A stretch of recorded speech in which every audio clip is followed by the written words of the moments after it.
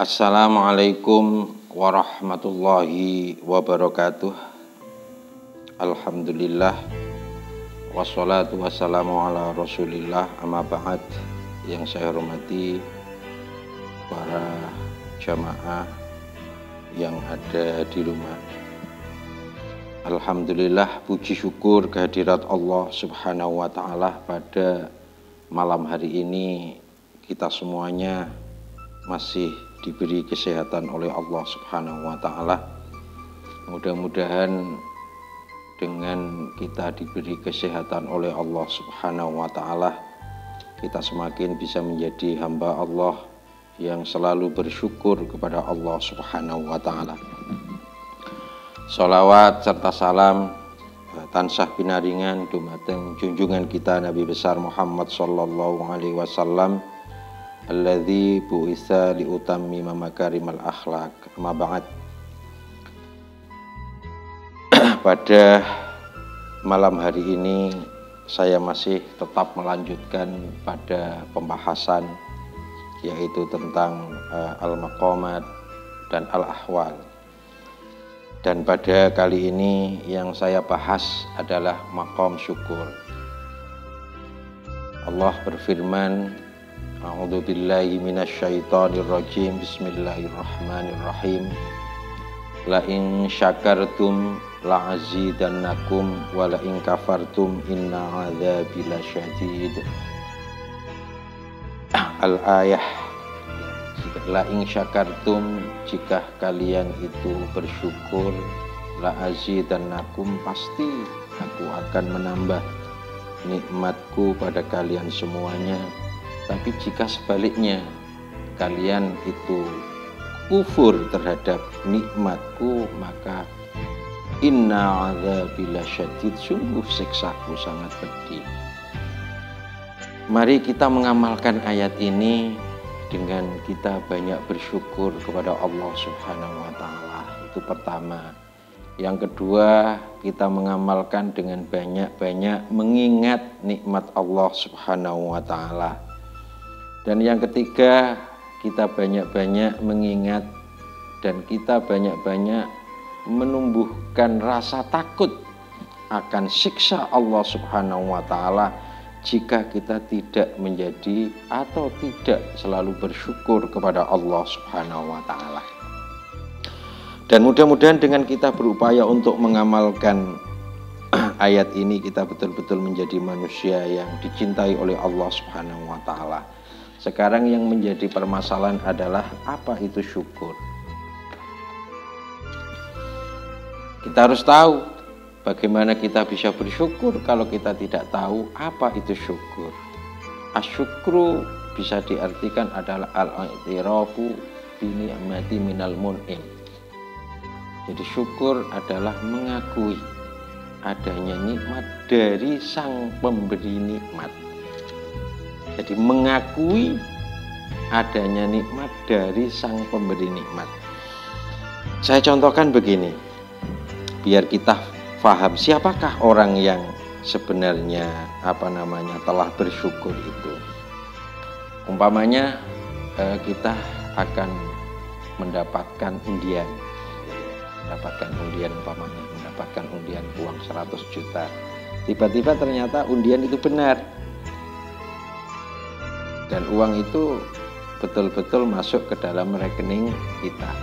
Kita alhamdulillah asyik, gitu ya. Kita jingkrak-jingkrak, kita lompat-lompat, kita teriak-teriak karena saking senangnya. Apakah ini yang dikatakan dengan sebagai orang yang bersyukur? Tidak. Orang yang bersyukur itu apabila mendapat rizki dari Allah yang diucapkan adalah ini pemberian dari Allah.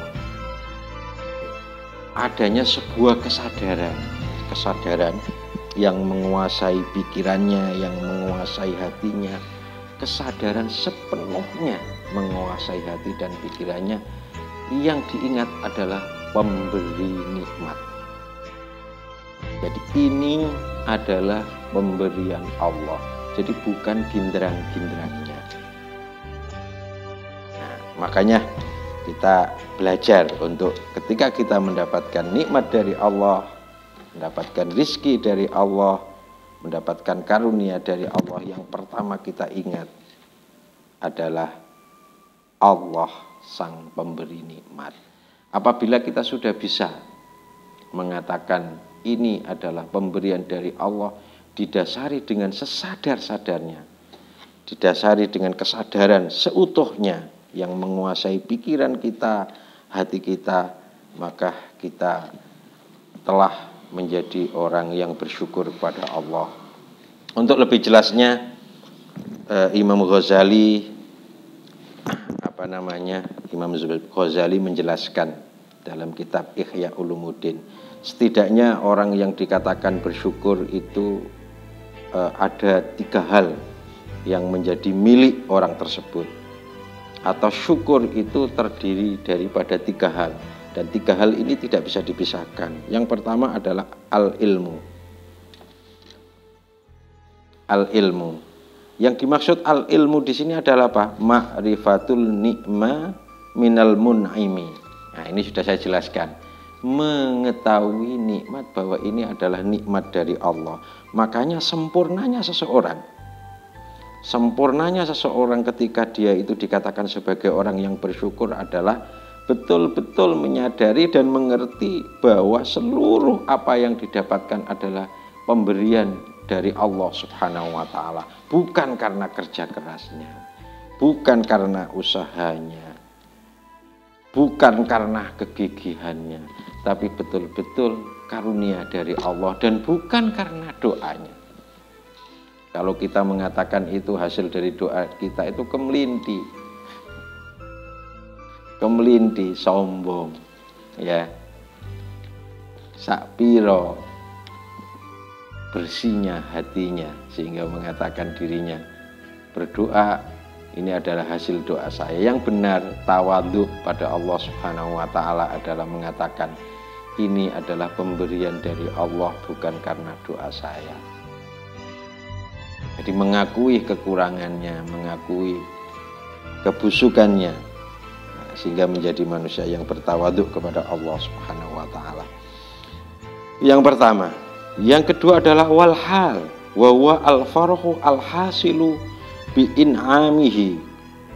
Al-hal, apa itu al-hal? Kondisi rohaniyah, kondisi batin, kondisi hati kita lah, kondisi hati kita.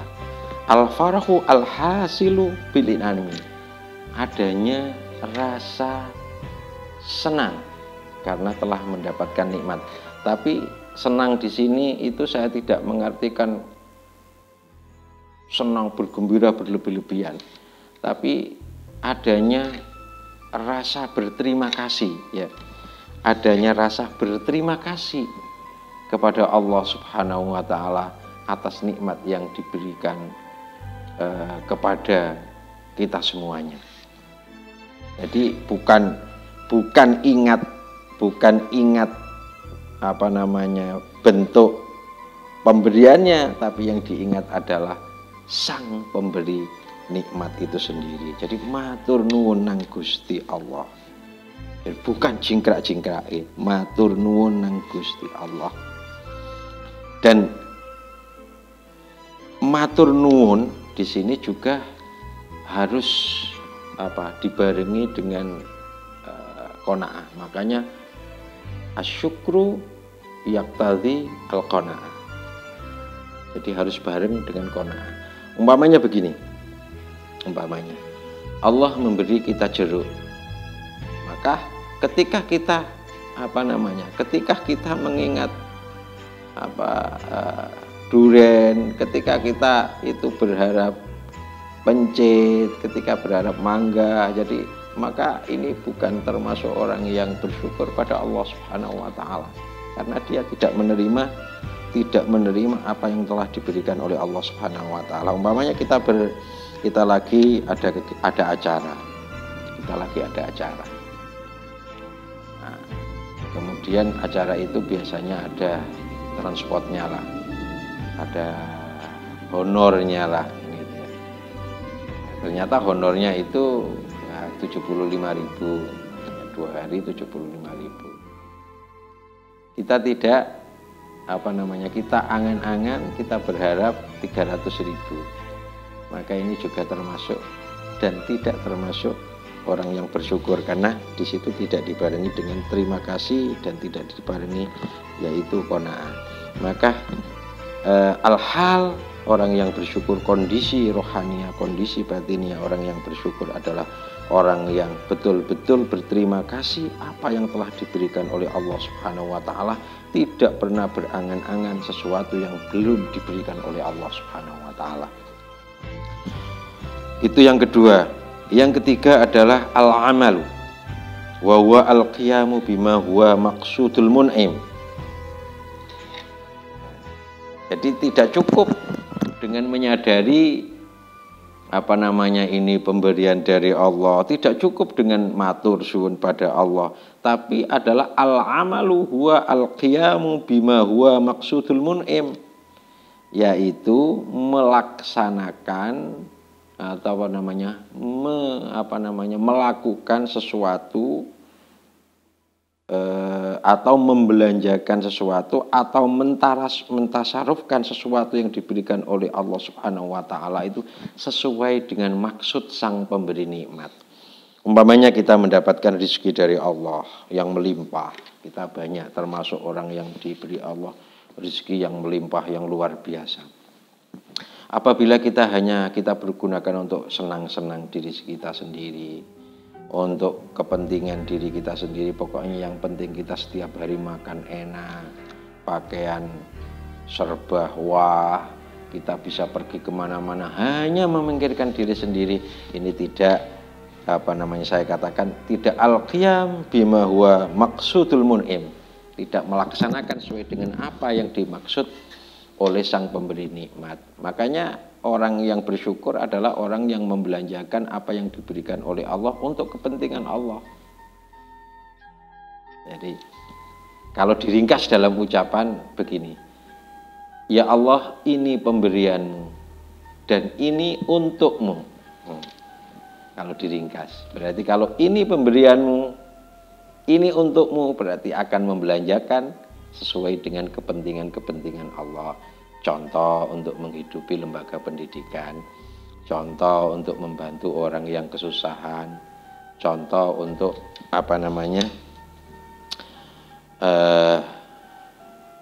pendidikan itu bagaimana berjalan dengan baik dan lain sebagainya. Itu rangkaian dan bisa dikatakan orang yang bersyukur kepada Allah Subhanahu wa taala. Jadi harus ada 3 unsur. Yang pertama adalah al-ilmu, yang kedua adalah al-halu, yang ketiga adalah al-amalu. Nah, bagaimana dengan kondisi manusia dalam mensikapi ini? Kondisi manusia atau sifat-sifat manusia di dalam mensikapi pemberian dari Allah Subhanahu wa taala. Ada beberapa tipe manusia. Yang pertama, tipe manusia ini sejelek-jeleknya manusia. Manusia yang pertama adalah manusia yang ketika diberi oleh Allah Subhanahu wa taala, ya diberi nikmat, diberi karunia Allah Subhanahu wa taala, dia tetap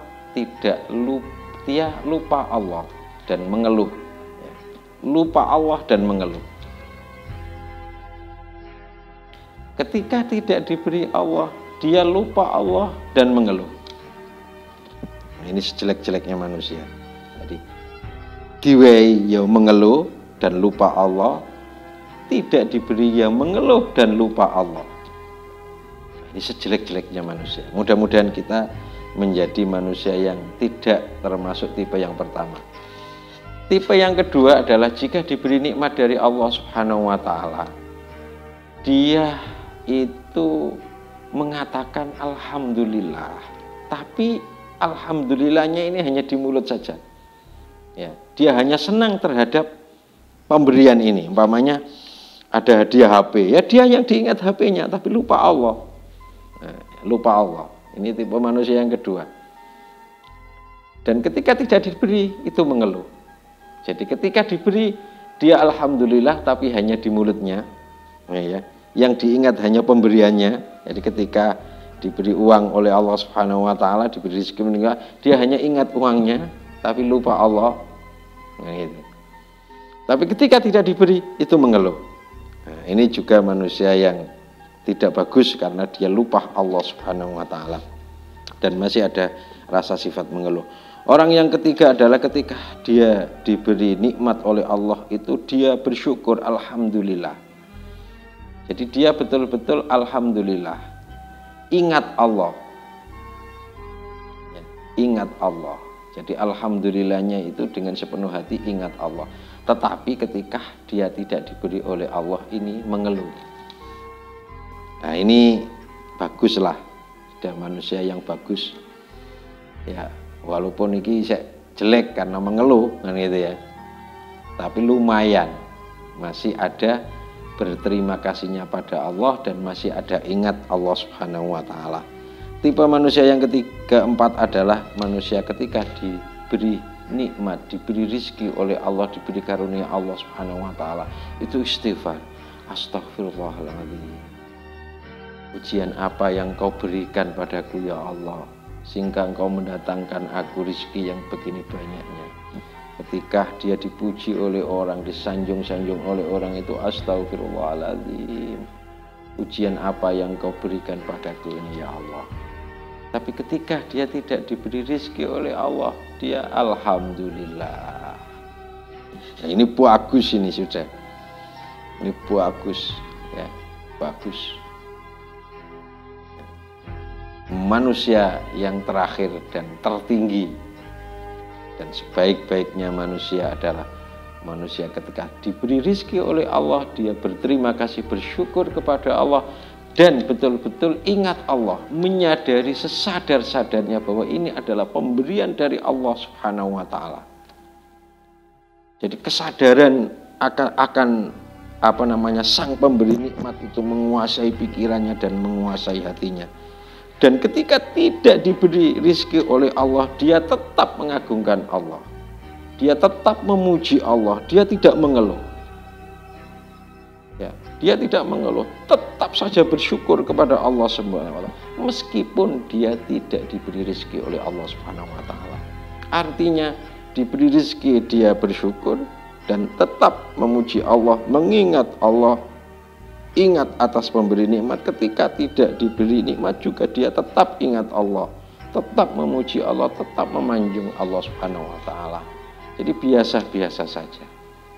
Mudah-mudahan kita ini termasuk orang yang kategori terakhir ini, yaitu manusia yang selalu bersyukur kepada Allah Subhanahu wa taala dalam segala kondisi, selalu mengagungkan Allah Subhanahu wa taala dalam segala kondisi.